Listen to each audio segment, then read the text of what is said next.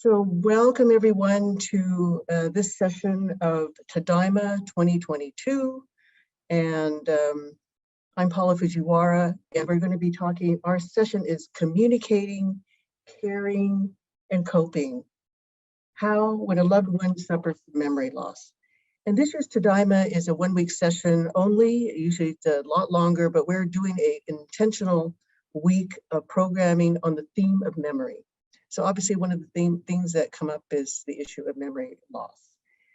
My interest in memory loss stems from the personal challenges with affected family members, and additions to the frustrations, the challenges, the sadness that my family and I have felt in caring for those who have passed on. We're striving to keep communication alive with the ones that are still with us so their past memories inform the present. So let me go and start with our first speaker. We're going to have three themes. One is going to be just about an overview of what dementia is, and the second speaker will talk about how to communicate with someone, and then the third one is the really important theme of what we do as caregivers.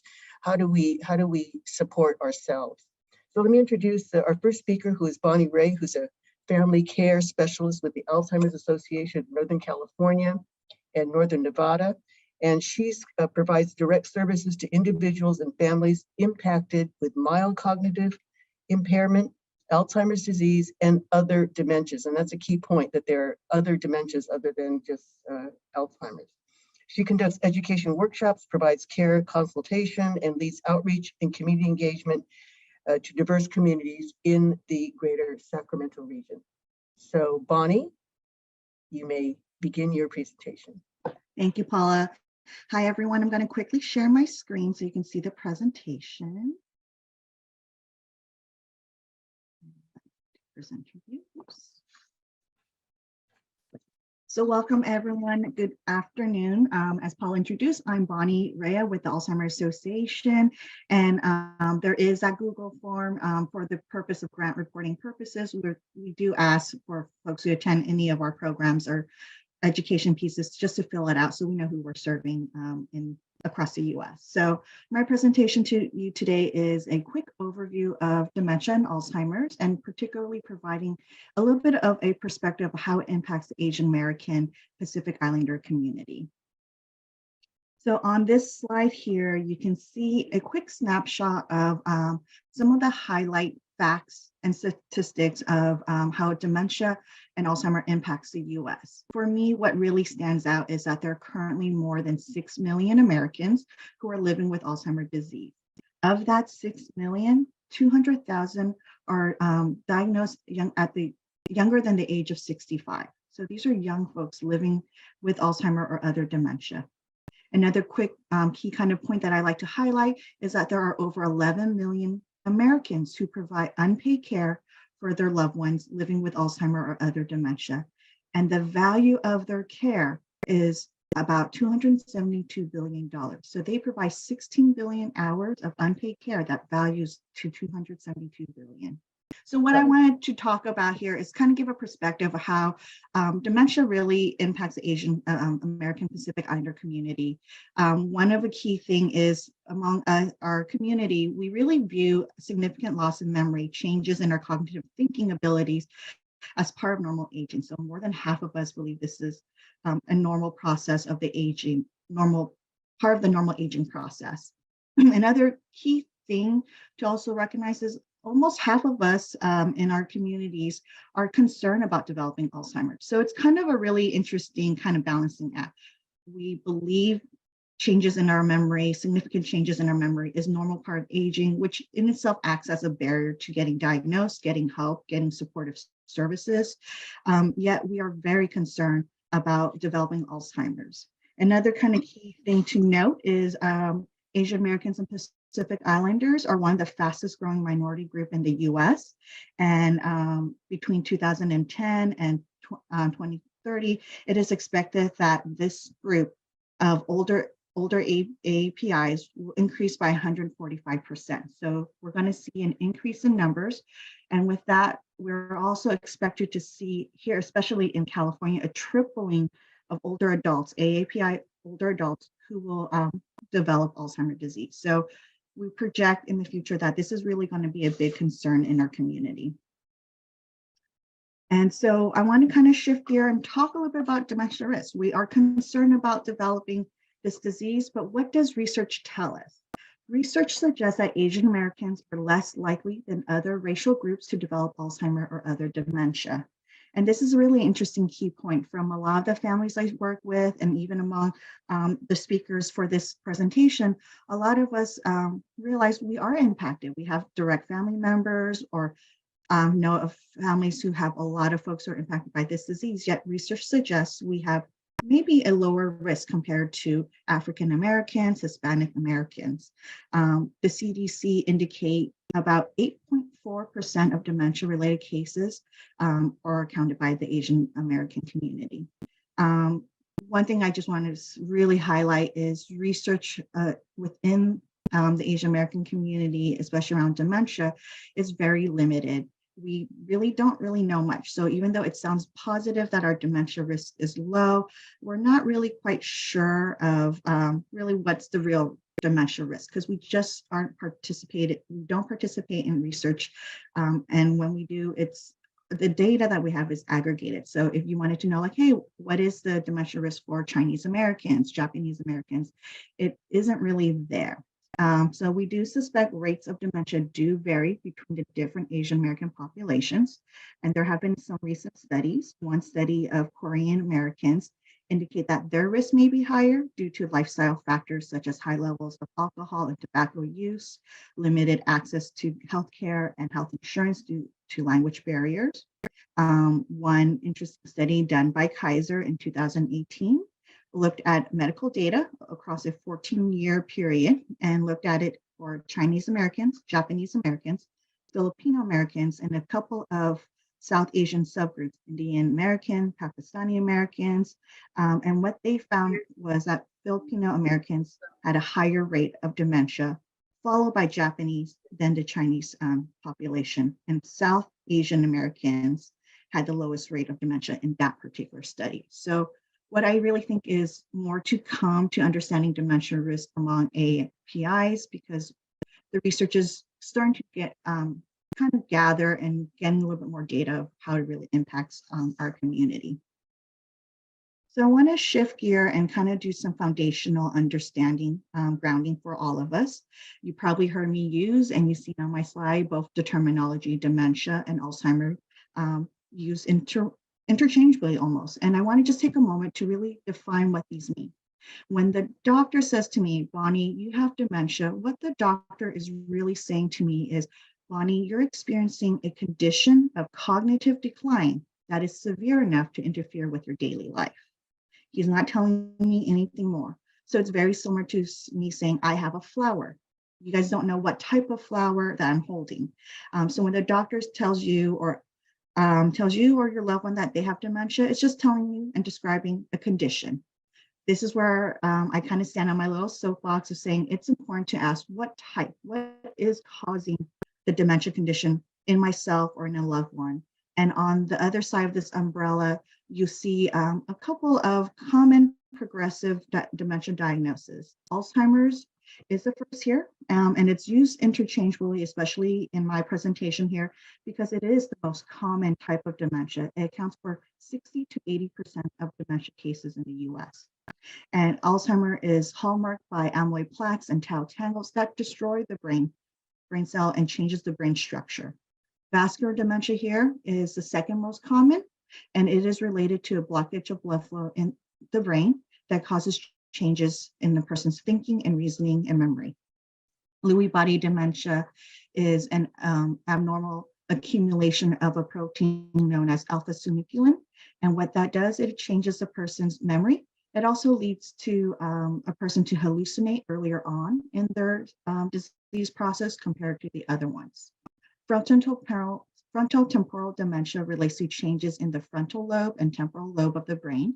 And so in this type of dementia, what are the initial symptoms may not be memory, but maybe changes in a person's personality. They're more apathetic, maybe impulse control is gone, so they lose their social graces. And they may also experience some language changes because the temporal lobes are our communication center. There are other conditions such as Huntington's, Parkinson, that may have a dementia component in its disease progression. Mixed dementia is just a terminology to describe that someone may be actually living with two types of dementia, two or more. So Alzheimer and vascular being our first and second most common, it may be likely that a person is having both of those dementia. So on their medical record, it will say mixed dementia. On this particular slide, I wanted just to highlight the changes that happens in the brain, but also to highlight the changes that happen in the person. As a dementia, whether it's Alzheimer's disease or vascular, Lewy body, frontotemporal, what happens is that the underlying biology of those different diagnoses is changing the brain, leading to nerve cell death and tissue loss. So as you can see here, there's on your left, there's a brain without the disease. And what is estimated is a healthy brain weighs between 13 to 14 grams. And as the brain progresses through the different stages, more and more of cell death, changes in the structure of the brain itself. Person living with Alzheimer or another dementia, their brain reduces to about 10% less than what a normal brain weighs. So it weighs about 11 to maybe 1,200 grams. So there's a physical change in the brain in itself. And so over here on the right, you can see how the kind of two brains compare. But another way to kind of understand the changes caused by Alzheimer or other dementia is to use a staging framework. Here at the Alzheimer's Association, we use a 3-stage framework of early, middle, and late. And that mirrors kind of nicely with what our medical professional typically describe Alzheimer dementia changes to mild, moderate, severe. In the early stages or mild stages of the disease, the person may not really have apparent changes. You may notice that they take longer to do things that was once easy or familiar. They have more tip of the tongue moment where the communication is maybe a little bit different, but not enough to really change the way they are able to convey what they want to share with you. Middle stages of the disease or the moderate stage of the disease tend to be the longest, what we call considered longest of all 3 stages. And this is where initial changes that occur in the early stages worsen. And then we also begin to see changes in behavior. The person may be more anxious, more irritable, more repetitive behavior. We may also see physical changes. They may become incontinent in this stage. They may experience sleep changes. And that really, us as caregivers, begin to take a little bit more hands-on approach in helping them kind of get through their daily lives. For those who loved one may have a native language, this is a time maybe we may see that reversion back to speaking, Japanese or Chinese, if that was their native language, and English being their second language. In the late stages of the disease or severe stages, this is where we really see significant changes. The person isn't able to initiate interaction, communication the same way as before. And we as caregivers are really hands-on, providing almost 24/7 care to our loved one. This is also where we do see very significant physical changes in the person, that in the late severe stages, we typically see challenges with swallowing. Their body immune system don't operate the same way, so they become more vulnerable to infections like pneumonia, and kind of really see a lot of changes, both cognitively and physical. So in summary, what I want to share with you is while the initial changes with Alzheimer and other dementia is cognitive, as the disease progresses, more and more of that brain is impacted, where we begin to see behavioral changes and actual physical changes in how their body responds to the environment. So that may be a little bit of a depressing topic to share, but what I want to highlight here is what are current medications that can be helpful, and where is the kind of future pathway of medication? Where are we at? So here on this particular slide, if you can maybe see in the gray box, which really is highlighting medications by brand name Aricept, Exelon, Razidine, Namenda, and Amzeric. These are the currently FDA-approved medication that are available, and which we consider symptom relief medication. These medications do not target the underlying biology of Alzheimer or other dementia, but instead target the brain neurotransmitters or the brain chemicals in the brain to allow it to function despite the changes that is happening due to the dementia condition. And so with someone who take these medication, they may report that they're able to focus more, may have less tip of the tongue moment, may not struggle with, the languages or thinking changes that they're feeling. And so these medications are all available quite readily, in terms of talking to your doctor, having the diagnosis, talking about treatment, and typically available in pill form. Exelon is available as a patch.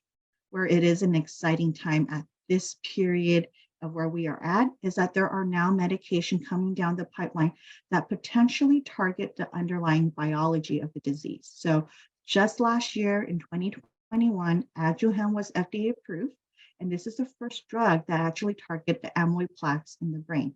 And so it's kind of really exciting that it removes amyloid plaque, and the theory is behind this particular drug mechanism is by removing amyloid plaque, we are allowing, we may be slowing down the disease. We may eventually come to a point where it may stop the disease. So it's one of the first drug that does that.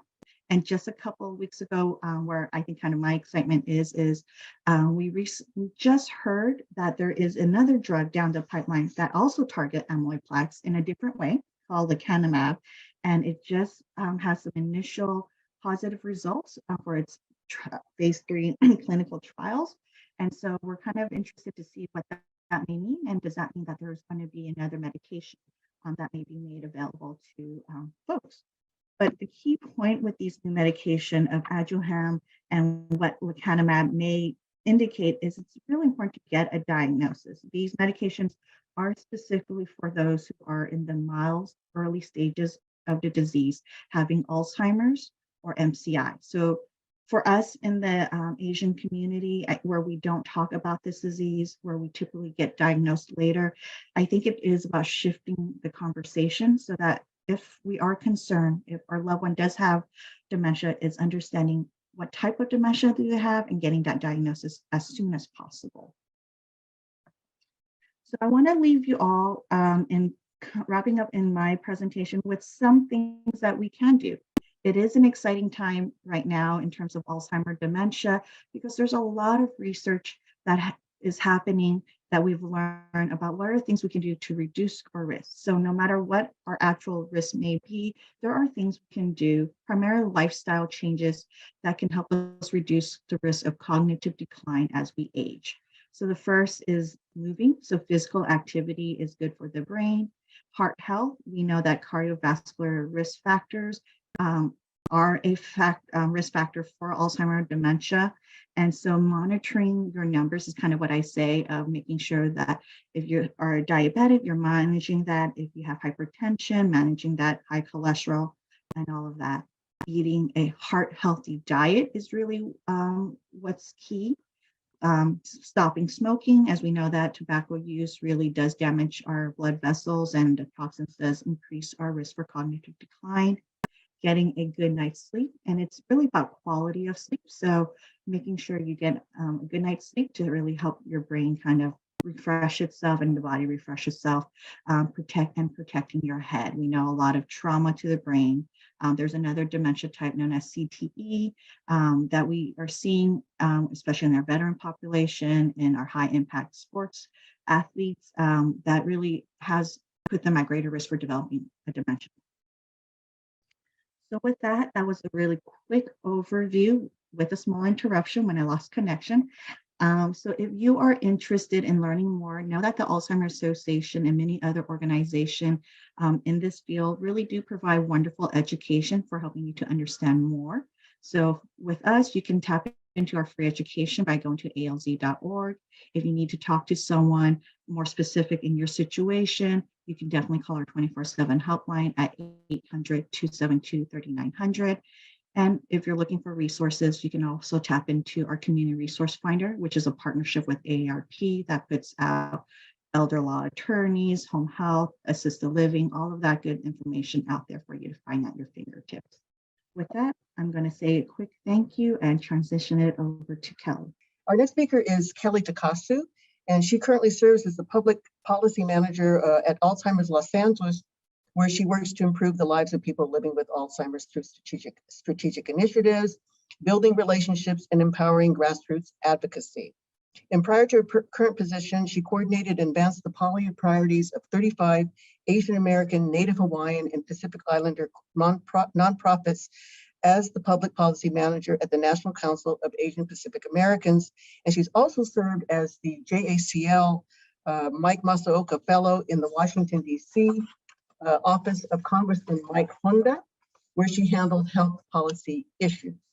So Kelly is going to speak to us about, how do we communicate with someone who is suffering from memory loss? Well, thank you so much. And thank you, Bonnie. I'm so glad that you were able to do the presentation because I think this complements your presentation. My name is Kelly Takasu. As Paul had mentioned earlier, I'm the public policy manager here at Alzheimer's Los Angeles, and we are a local nonprofit serving families and individuals living with Alzheimer's and other dementias in the greater Los Angeles region. And this work is very personal to me. I'm a Yonsei, and we've had 6 people in my family who've had some form of dementia on all 4 sides of my family. So this work is personal. It's for me, it's for my family, it's for my parents, and I'm working to increase so we have more research, more access to these services and supports, and really hope to break down the stigma. So I'm so glad that so many people are here today because I think this is key to, if we don't talk about it, then we can't help each other. So today I'm going to talk about, dive a little, Bonnie kind of touched on some of these communication issues, some challenges that come up when it comes to dementia.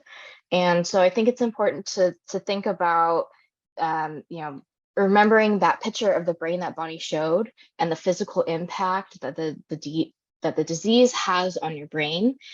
Think of it, the same way as if you had, heart disease or liver disease, a physical organ in your body is being impacted. And so a person who has dementia that physical impact is impacting their ability to think, act, and speak. And we can see that a person with dementia can experience significant changes in their ability to communicate, some of which Bonnie touched on, and I'll repeat here, but you may see that person using familiar words repeatedly. Maybe they're telling the same story or asking you the same question over and over again. They may be inventing new words to describe familiar objects. Maybe they forget the word for a watch and instead they describe it as a hand clock. You know what they're talking about, but it's not the correct word. They could easily lose their train of thought and not be able to finish a story. Maybe they get lost in a conversation. They can again revert back to a birth or first language. I know my grandmother, Japanese was her first language and she was somewhere in between. And my aunt, the same, Japanese is her first language, but she does tell me that she doesn't remember Japanese as much because she hasn't used it, because she's used English the majority of her life now. And they may have difficulty organizing words in a logical manner. And it's important to remember that continuing to have open and positive communication is important, no matter how difficult it may become or how confused that person with dementia may appear. So what can we do as individuals to have better communication with the person living with dementia? So my first tip is treat people with dignity and respect.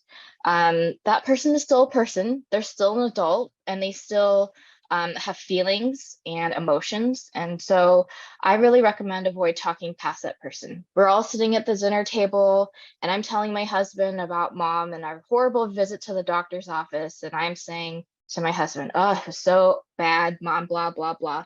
But my mom is sitting there and she's hearing all of this. But can we include her in the conversation? Can she still be a part of it? Be aware of your feelings. The tone of your voice may communicate your attitude. You may be mad or frustrated, and your tone and facial expressions can convey these, and they can be upsetting to that person.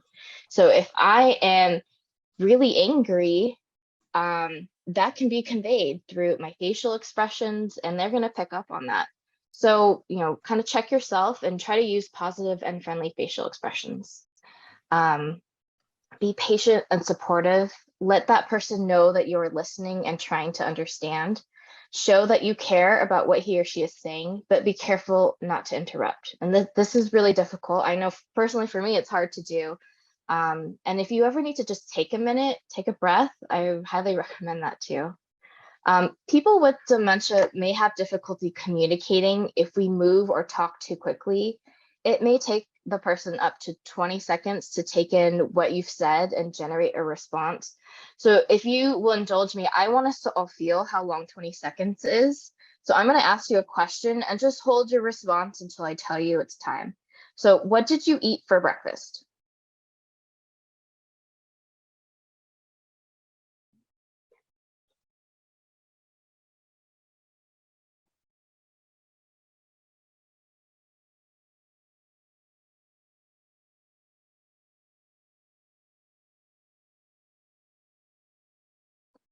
That was 20 seconds. How did that feel? Super long? If you're asking somebody a question and you're going to have to wait 20 seconds, just remember this feeling. Every time I do this activity, it feels longer and longer. So imagine if you're having a conversation and I'm asking you, what do you want for breakfast? Do you want eggs? Do you want miso soup? And now I've asked you 2 questions and you have to think about it. So just be aware of what you're asking and be patient with that person as they respond. So if the person with dementia is having trouble communicating, some things that you can do, you can offer comfort and reassurance. You can tell them that it's okay and encourage that person to continue. Avoid criticizing or correcting. Don't tell that person what he or she is saying is incorrect. Instead, listen and try to find the meaning behind what is being said. Avoid arguing. If that person says something that you don't agree with, just let it be. Arguing usually only makes things worse and increases the agitation for all the people in the conversation.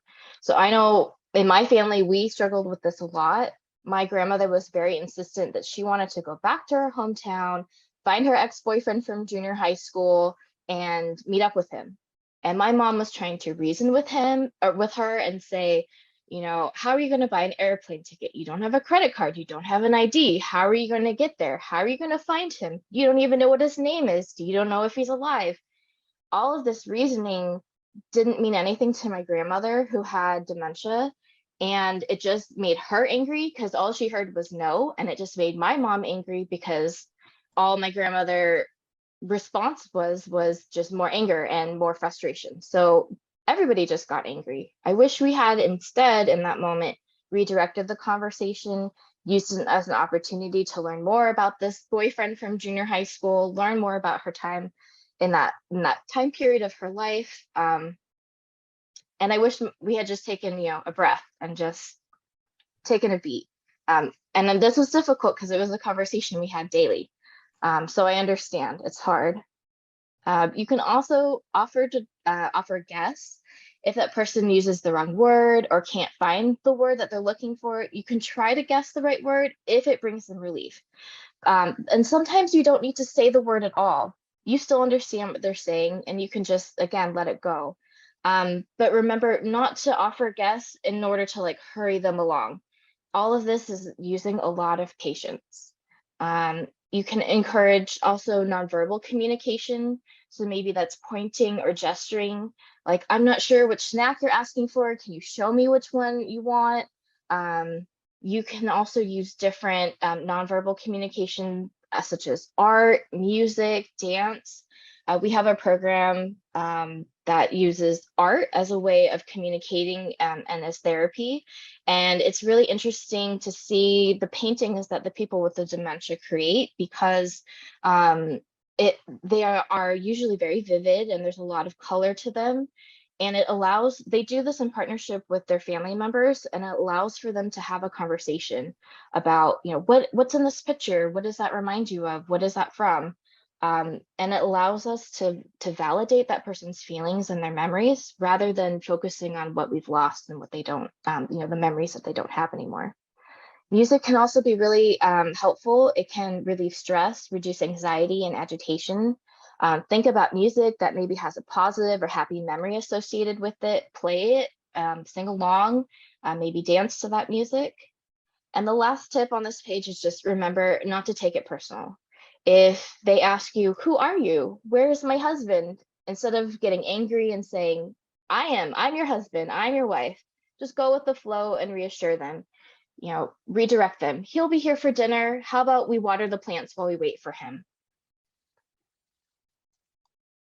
So when you're having a conversation with somebody with dementia, some quick tips here: approach them from the front, identify yourself, come down to their level, use their preferred name. So maybe to you, they're Obachan or Ojichan, but to them, you are a stranger. They don't know you. They are not a grandmother or grandfather. Maybe they prefer to be called Mrs. Yamada, or maybe they want you to call them by their first name. Ask them, what do you prefer to be called? Use short, simple phrases, speak slowly and clearly. For me, I have a hard time with this because I'm a very fast talker. Use a gentle and relaxed tone. So remember, again, that your feelings and emotions get expressed through the way you speak. And repeat exactly like what you said. So instead of using a bunch of jargon and using different words to describe the same thing, be consistent. So if you're asking them to put their shoes on, just say, please put your shoes on, and then repeat that again instead of saying, you need to put your shoes on because we're going outside. Just, be consistent in what you're saying. And then just remember again to practice the patience. Remember the 20 seconds and how long that took. And then some last tips here. During the conversation, provide statements rather than asking questions. So instead of saying, do you need to go to the bathroom? You can say, the bathroom is right here. I can help take you when you need it. Walk them to the bathroom, show them where it is. Avoid confusing and vague statements. So instead of saying, here it is, say, your tea is ready. Be really specific. Turn negatives into positives. So if they're saying, I don't want to go to the senior center, it's horrible, I don't want to get in the car. Can you redirect them into a different activity? Instead of saying, no, you have to go, say, well, can we get in the car together? Can we go someplace? We had this come up, people who were at adult daycare and they didn't want to stay. They really wanted to leave. And they were working with students from USC, and the students, instead of saying, no, you can't leave, you have to stay here with me, just redirected them and said, oh, I'm validating their emotions and saying, I'm sorry that you feel that way, but maybe while you wait to go home, can you help me with this puzzle? Can we work on this activity together? Just redirect. You can also give visual clues. You can point and touch the item that you want the person to use. Maybe that's you beginning the task for them and they finish the task. Avoid quizzing. Reminiscing may be healthy, but avoid asking things like, do you remember? Memories that are older may be easier to recall. And perhaps you're trying to learn about, their history. Maybe you want to ask them, depending on who you're talking to, maybe you want to ask them about, camp life. But just remember that it can be overwhelming and emotional to recall these memories, and just be patient and understanding.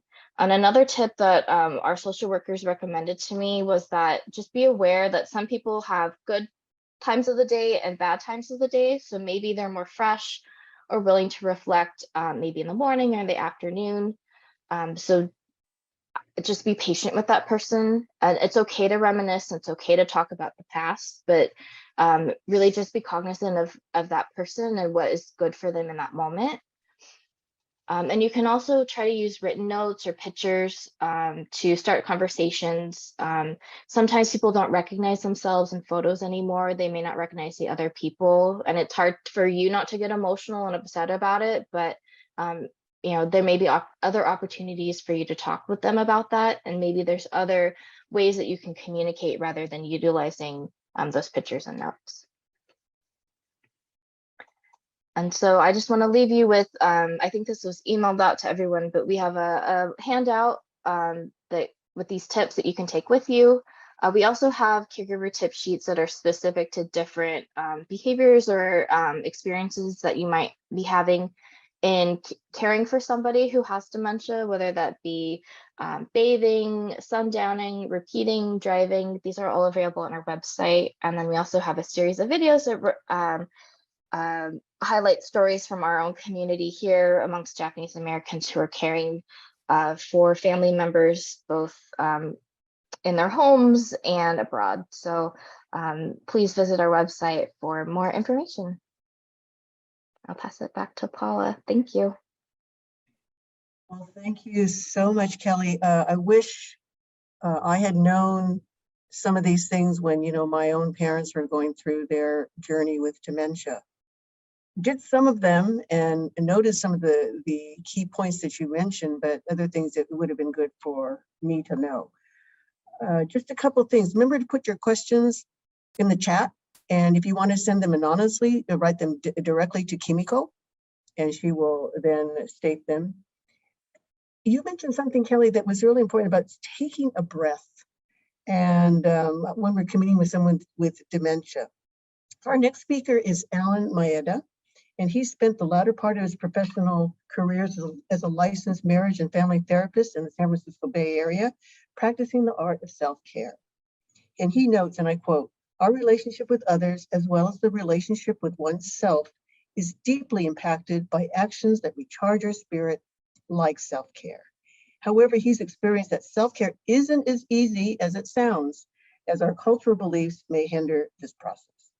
So he retired from his counseling career to care for his 90-year-old mother, who was living alone and experiencing the stressors of being a caregiver of his own parent. I think a lot of us can relate to this. And after she passed, he felt the need to share what he had learned, provide support for other caregivers, and has been facilitating an ongoing group of Sansei members caring for their Nisei parents. So Alan, please share your insights. Thank you, Paula. Welcome, everyone. I'm going to take a whole different viewpoint than the two previous speakers. The speakers have talked about what to do, what to remember, focusing on the client, the person, your parent, your grandparent. So I'm going to take a different view and actually focus on us, the caregiver, us, the person who has to do this. And so I want to start with, first of all, just, I heard this, take a breath. So let's right now take a breath. You've heard a lot, things to do, things to remember, possibly things that you may have felt that come up. Just take time to just notice that. Good. Thank you. It just takes a few seconds. And what this is, I just gonna piece this together. So this organization is called Tadaima, which I think means coming home. I think a lot of self-care is about coming home. And so I'll talk about how that pertains. I'm going to talk about myself and my experience. Taking care of my mother was a lot harder than I expected it to be. I had some ideas of how to do it and how not to do it. And I think a lot of those ideas were really molded by how I was raised. You know, this idea of you feel good by doing for other people, or it's important how other people see you, not so much how you feel, but how you're seen. What will the neighbors think? This whole idea of outward focus. And, you know, we're taught to blend really well, right? You can put us in an elevator and we'll be happy, kind of thing. Well, the thing about caregiving is it kind of doesn't fit the picture of how we're supposed to be. One example is one of the things that I experienced taking care of my mom is tremendous helplessness and powerlessness. She was about 10 feet from me and she fell. She just slowly crumbled to the ground. There was nothing I could do. And the more I've talked to others, we can't stop this. But it's just a piece of the puzzle. You can't stop that. You can't stop them from aging. You can't stop them from dying. You can't stop them from deteriorating. You can't stop it. That sense of powerlessness is really overwhelming. I want to kind of say that. And so part of being a caregiver is you need to deal with these feelings that are hard, almost impossible. We're losing our parent. So you're kind of grieving the loss of them. You know, my mommy is getting smaller and smaller. My mommy is disappearing, and there's nothing I can do about that. Okay. The other is control. I know we all want to be in control, but I'll tell you, taking care of a parent, you are not in control. Again, you can't stop the illness. You can't stop the decline. You don't have control. What came up with me and my mom is, mom was a pretty headstrong, she was not dominant or aggressive, but she knew what she wanted. And she was the mom and I was the son. That power dynamic is something that as Japanese, we were taught, you know, always respect your elders, and everything works better if we kind of know our place. And this gets challenged when you're taking care of a parent, you know, because I found I wanted to encourage your independence, and yet we would knock heads because she would be wanting to be independent and I wanted to be protective of her. So there were things that she wanted to do that we knocked heads, and I said, no, mom, you can't do that. And what that created is a real sense of, oh, it's not supposed to be this way. You know, I wasn't taught how to control a parent or make my needs more important than theirs, or protection versus independence. It brought up some real hard issues. Another issue that it brought up is the sense of isolation, that I was the primary caregiver. It was my responsibility. It was a 24/7 responsibility. And it was hard to, I guess, let people know how heavy that felt. You have a lot of kind of cultural training about giving back to your parent and a sense of duty, you know, a sense of, you know, just grin and bear it, come on, shigata ganai, a lot of things that we were taught that really kind of seemed to be saying, you need to handle this. You need to handle this on your own, which made self-care really difficult. And I'll explain a little bit more. Self-care, in the way that I see self-care, is a self thing. You're taking care of yourself. Versus we're taught like we're a community. You got to worry about how other people are feeling. Again, you try and fit in. There's not a sense of individuation. I mean, the Western society talks a lot about individuation, having your voice and speaking up. But my experience in the Japanese culture, it wasn't that way. And so the idea of speaking up, the idea of setting limits with her, the idea of I got to take care of myself, I wasn't taught how to do this. And so self-care in and of itself was a really kind of, I knew cognitively and as a professional, I knew it was important, but to actually do it, I got a lot of resistance from myself. The last thing is, one thing that I realize is, so I was taught you do these self-care things and you won't burn out. Well, that's not true. You know, I think everyone's going to reach that state of burnout. I feel everyone's going to reach that state of overwhelm. You can't handle it anymore. This is too heavy. It's all on me, and I can't handle it anymore. I just want to take off. And I was in Maui, so I went to the beach. But there's some guilt, like you're not supposed to do this, where this idea of we're supposed to take care of our parent. So the sense of overwhelm, I think, was part of the territory. But what I dealt with that overwhelm, and I think other people have too, is you just kind of hunker down. You constrict yourself. You kind of sometimes you even like hold your breath, just like you muscle through it. And this idea of shutting down, if you see our bodies as a house, and if we shut down, it's like we're shutting everything. We're shutting the windows, the doors. We're just hunkering down. And it creates this kind of energy that's all pent up. So that's the result, in a sense, of carrying stuff and being overwhelmed.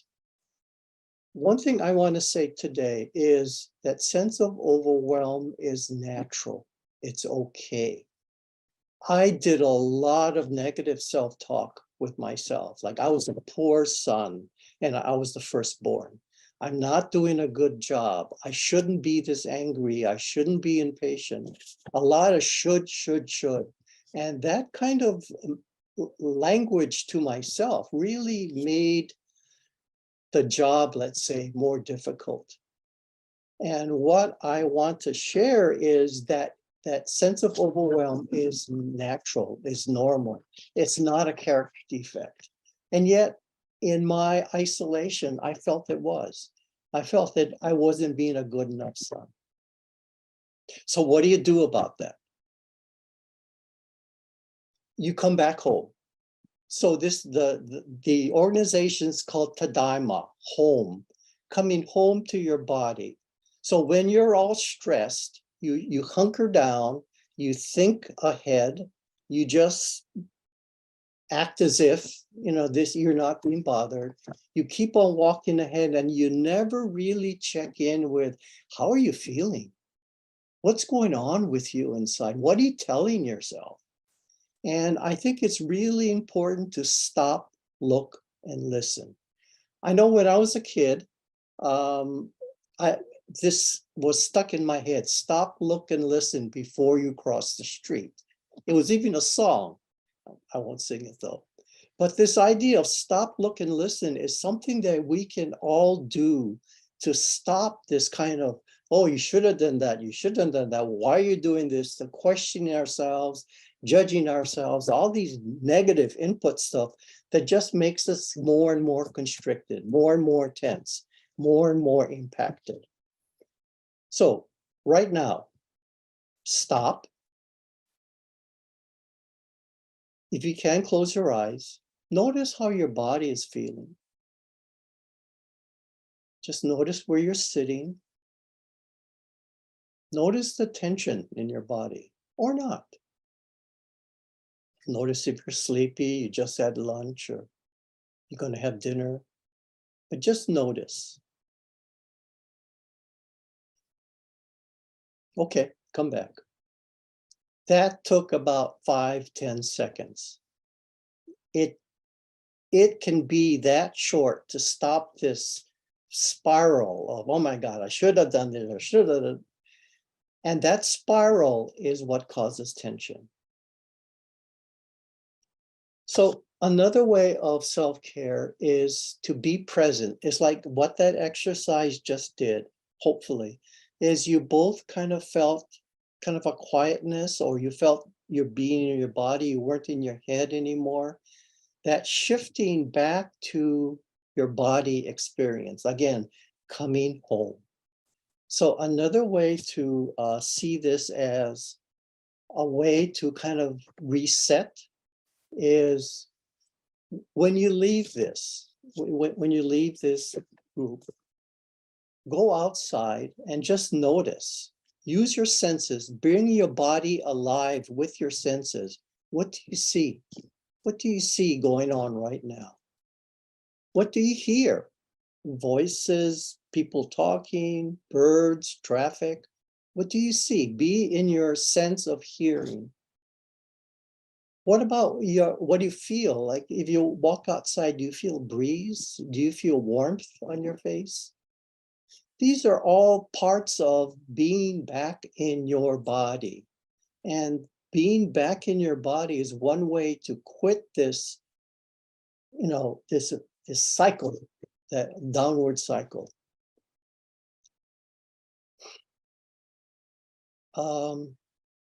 The other thing of importance of coming back to your body is come back into your heart. Now, one definition of burnout is compassion fatigue. You are tired of caring. You can't care anymore. So your heart's all closed down. I can't take anymore, and so you want to shut down. Part of the healing or the nurturing of yourself is to open your heart. And open your heart, or more appropriately, allow your heart to be open. For me, it's my cat. She jumps on my lap when I'm watching TV at night, and I am peace. Listening to music, walking in nature and feeling the energy of like the trees. In Japan, they call it a forest bath. Just feel energy, allow these things to come in. And when you can allow things to come in, you kind of open up. And the opening up is healing in itself. It doesn't take it away, but it allows you to cope more. It allows you to hold more. It gives you the capacity to deal with this. So come back home. Another way is to open your heart by connecting with other people. I believe connections are really important for us. I believe it's really important to feel heard and feel seen. I'm part of a program by Tsuru for Solidarity. And what we do is called a healing circle. And what we do is allow people to share their story. And we listen with an open heart. We listen with compassion and forgiveness and the sense of just holding. Well, this is holding yourself. Hold yourself. Give compassion, give forgiveness to yourself. You're only human. Human beings react. In fact, when I was in training, my fellow therapist said, feelings never grow up. And think about it. When you feel a feeling, how old are you? For me, it's kind of young. So allowing yourself to be natural, to be real. When your body gets cut, it bleeds. When you feel something that hurts, you feel hurt. Respect your feelings, have compassion and a sense of respect for yourself. You're human. We're doing a real hard job. And there are days in which we can't do this anymore. We can't, hold on to our feelings. We can't sit on it. You're going to get angry. You're going to get impatient. Maybe take yourself out of the picture and just love yourself. Compassion. Shift out of the, oh my God, I'm a bad son, and just look at the blue sky. Shift out of that. Go into your heart, because your heart's been closed. Allow your heart to open. And again, one thing that healing circles, or group therapy does, it allows us to connect with someone else and to realize, in the ones that I've been in, you're not alone. You're feeling the same kind of feelings. You're in the same boat. Like, oh my God, I was so angry. And then people said, oh yeah, of course. This is an impossible situation. The more you can have compassion for yourself, the more you can feel normal and human, the better. That helps you come home. So that's my presentation for today. Thank you. Thank you so much, Alan. Like you said, you gave a different perspective in terms of the kind of the data, the facts. It's really about what we're really feeling. So thank you so much. We have a question and answer period now. And I'm going to start with a couple questions, and then Kimiko says that she has some that she's going to read aloud. But I'm going to go back to Alan for a second. Alan, what's the biggest fear or concern of caregivers regarding their loved one's dementia? And do people wonder, is this going to happen to me? I think Kelly kind of talked about that a little bit, and and Bonnie. So, but is it going to happen to me? Because when they started talking about these symptoms and things, I think, oh my God, I think I lost those keys. I did, I'm concerned, and my family history too. So. Well, my family history on my dad's side, everyone has dementia. Everyone died of complications, but the base of it was dementia. Yeah, it's fearful. I think someone said about the stigma. How can you get rid of the stigma? Well, if the stigma is fear, yeah. I mean, I'm afraid. And maybe that's part of my discomfort or our discomfort in dealing with someone with dementia is that me? Is that going to happen to me? And I know I'm worried about it. Yeah, I'm 75. I'm going to be 75, and Dad died when he was 75. So it's like I want to fill my life for as much as I can before I'm 75. Cause that fear of it's in the back. It's going to come. Yeah. So I just noticed there's a question, a direct message to me, and it's very concrete. I mean, you run a group, you run a support group, from what I understand. I think it's virtual. Yeah. Yes. And I think you do it through JSA. Yes. You said that. So maybe you can write in the chat where you can how to sign up for that. That would be great. I'm going to go to Kimiko now and have her ask some of the questions that are coming up. So the rest of you, stay tuned. It may be coming to you. Also, I just want to say, if you would prefer to ask your question directly rather than have me read it, you can use the raise hand feature, and then Paula can also just call on you. But I do have 3 questions here, and a couple of them have multiple questions within it. So I'm gonna read these slowly so that everybody can digest. Okay, so our first question is, any suggestions for handling my father's doctor's appointments with sensitivity?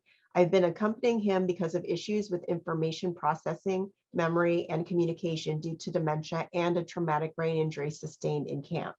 Dad also tends to withhold pertinent info. This resulted in a series of emergency surgeries this year. During his most recent cognitive assessment, he became angry and suspicious when I answered the questions honestly. How do I ensure he receives appropriate medical care while being mindful of his feelings? Who wants to attack that one? That's a handful. I can try. I think Okay. there's multiple layers in that question. I think it's kind of starting where Dad feels. Does he welcome your presence in the doctor's appointment? If not, it may be working with his doctors to set aside time where they do talk to you, whether that's on the phone or 10 minutes after they see him or before him, wherever that works. That might be a way to kind of respect and give him back his dignity of, I can go to these doctor's appointment, but for you to also receive the necessary medical information. And so a key piece to that is really making sure that HIPAA disclosure form has been filled out, that the doctor can speak to you. Is one kind of the first thing that jumps to my mind. I don't know if Alan or Kelly has any other suggestions or thought, but that's kind of what I took away from what I processed of the question.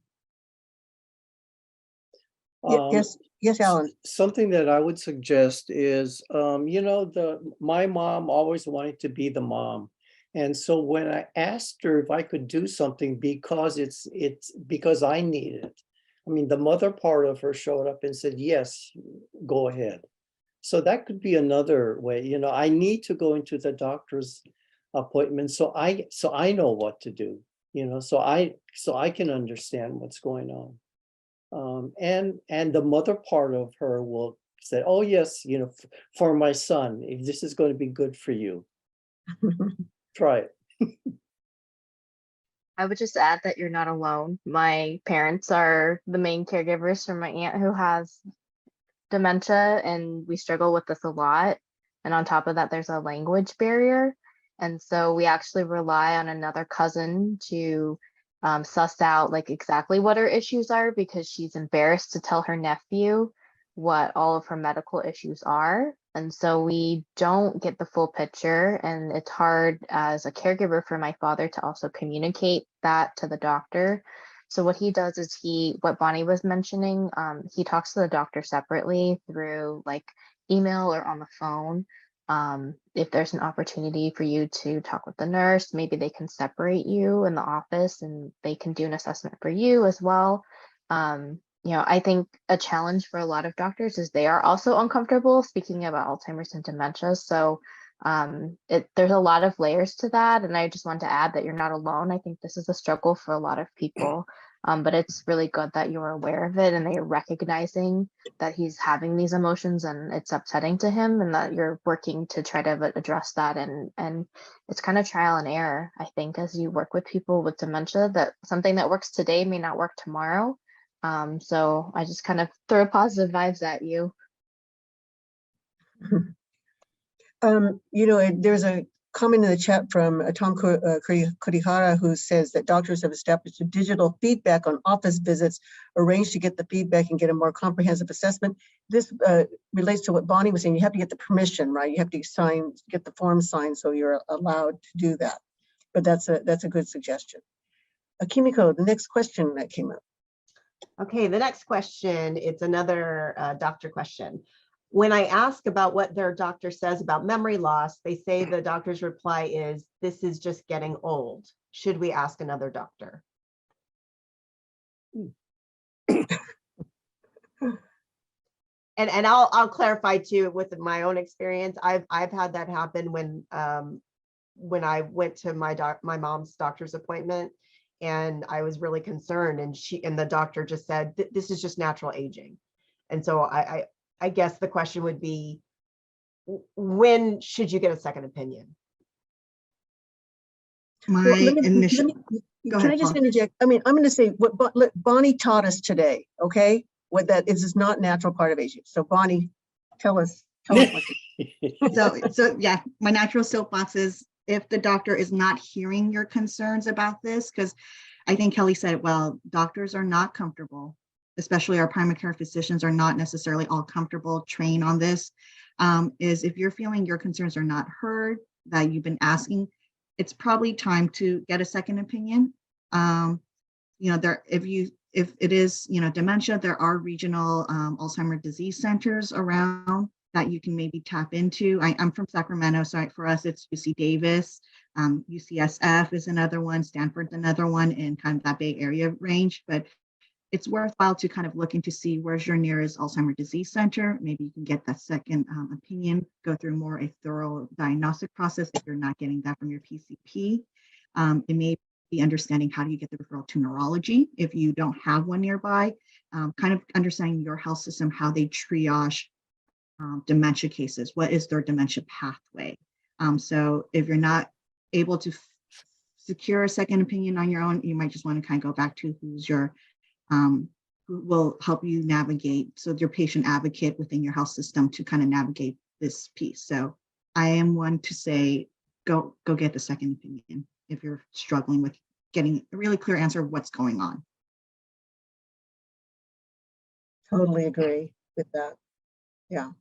And Kelly or Ellen, do you want to say anything else about that? Just add that just for everyone's awareness, as part of Medicare, everyone who has Medicare is eligible for a cognitive health assessment. That's it's required now as part of Medicare.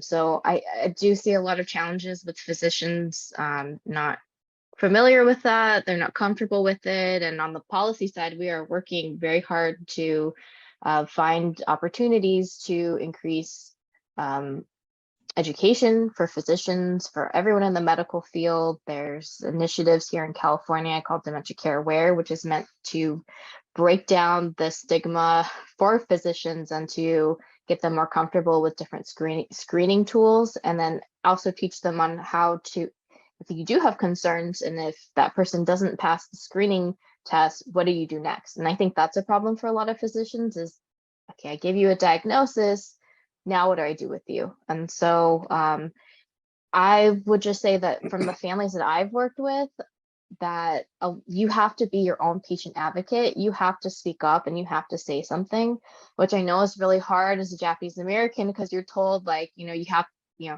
have to respect your elders, you have to respect the doctor. And this is a problem in my family.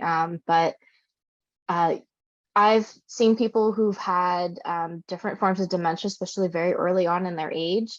And they had multiple doctors tell them that there's nothing wrong, but they had a gut feeling and they knew something was wrong. And sure enough, that person did have dementia. So I think it's hard and it's scary. And but there are organizations like Alzheimer's Association, like Alzheimer's LA, you can call, talk to our social workers that can help like give you that confidence to go and ask and help give you those tools and words to ask for second opinions, to ask questions and to really challenge it. Because unfortunately, in the way that our system is now, it's not intuitive for people to be like, oh, you have a memory concern? Let me look into that further. There is that misunderstanding that this is just a normal part of aging and there's no reason to give you a diagnosis, which is totally untrue.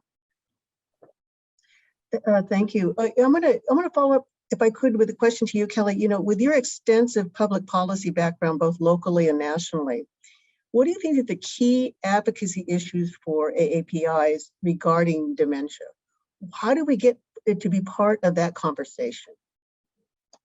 I think on the policy side, I think that we need to ask for more services and support.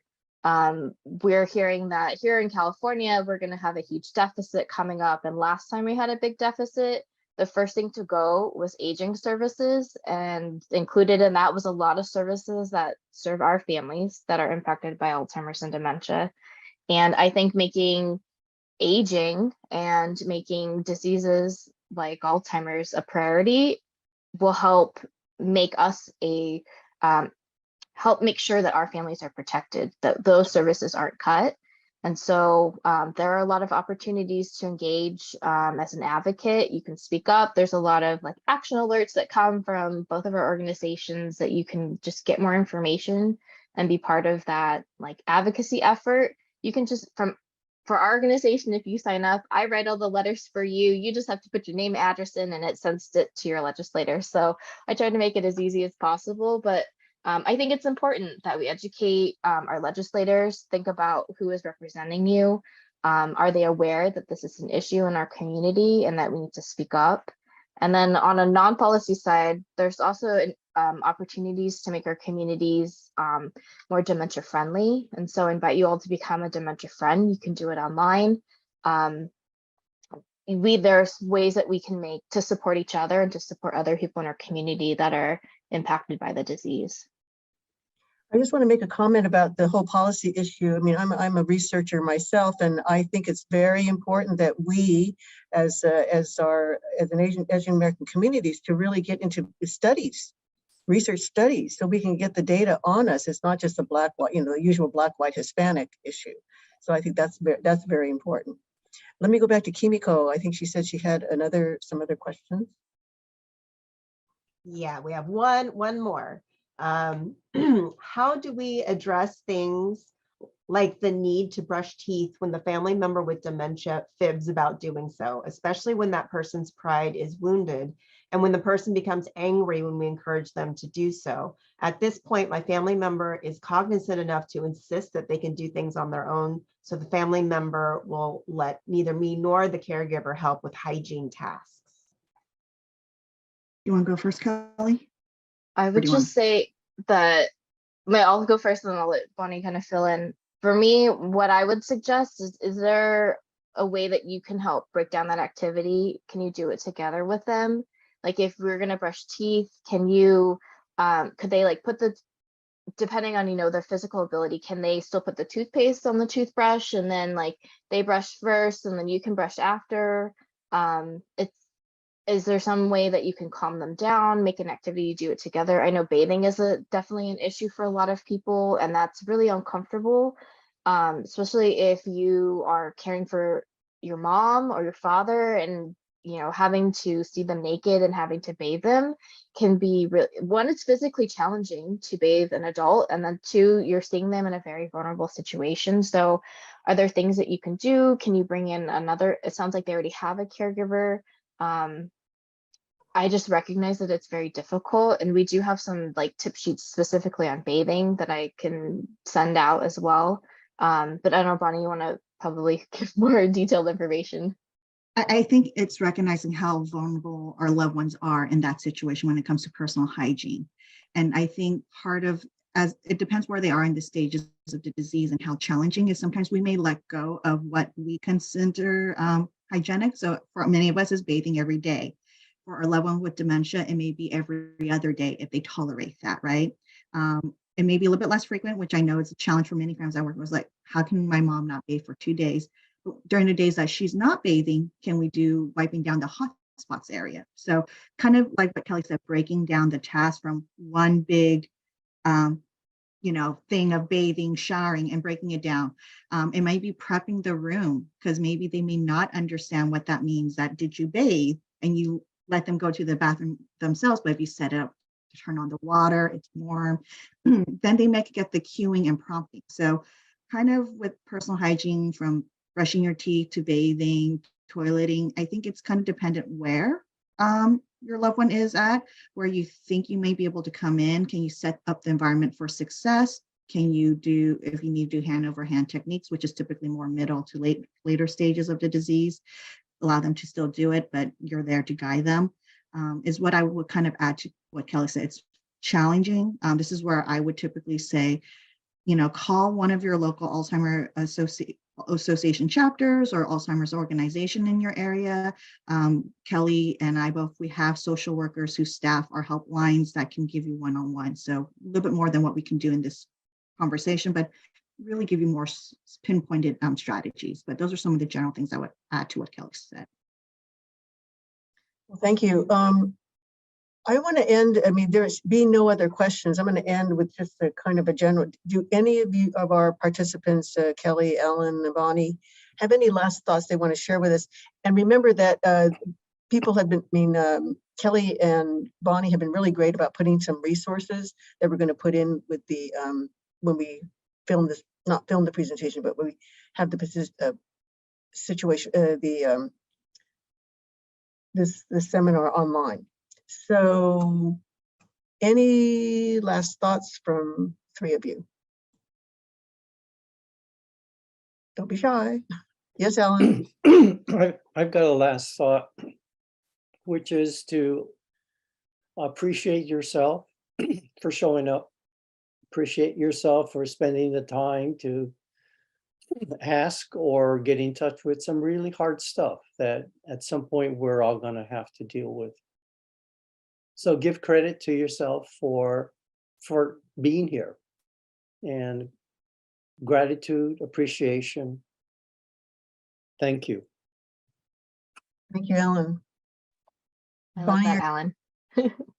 I would just say, ask for help. I know it's really hard, and we're taught not to share what's happening, but if we don't ask for help, then you won't get any help. So if it's just reaching out to a friend or neighbor, somebody from church, talking to your minister, there are resources. You can call all of our helplines, and we can help direct you, and we can help. And I also offer myself as just, as a fellow Japanese American to another Japanese American, or, within this context, but just don't be afraid to ask for help. And I really echo what Kelly and Alan said. They did very more eloquently than I can at this 5:20 hour. Is just give yourself grace. This is hard, and you guys are here to learn, and I hope you guys gather some helpful nuggets of information, and give yourself grace if you're feeling overwhelmed and challenged, but don't hesitate. There are so many resources out there that you may not know about. So ask that question of, where can I go for help? thank you so much to our participants, Alan, Kelly, and Bonnie, and also for the support from Kimiko in the background. Really appreciate. I think this is a theme that is that resonates so much with us. And as Kimiko said, We may have to have additional sessions around specific topics. And if you are interested, please let us know. So with that, I'm going to let you go. I'm calling in from Singapore, and it's now early morning, so I'm just about to start my day. So thank you again so much.